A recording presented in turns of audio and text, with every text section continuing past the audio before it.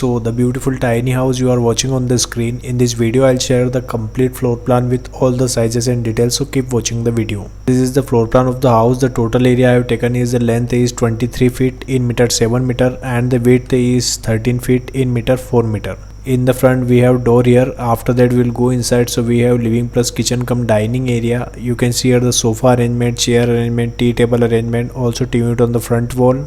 And we have kitchen cabinet with burner, sink and refrigerator arrangement, also 2 chairs with dining counter, and we have 2 large size window for ventilation and light purpose of this area. If we go on the right side, so we have bedroom here. You can see here the bed arrangement, wardrobe arrangement, also a large size window for ventilation and light purpose. And on the back side we have 2 feet 6 inches wide wash area. You can see here the wash basin, and on the right side we have washroom plus water closet. You can see here the water closet and the shower area, and we have a ventilator for ventilation of this washroom. So this is the floor plan of the house you are watching on the screen. If you want your free house design, so comment below. If you like the video, keep watching the video. Stay tuned with my YouTube channel. Thanks for watching this video. Thanks.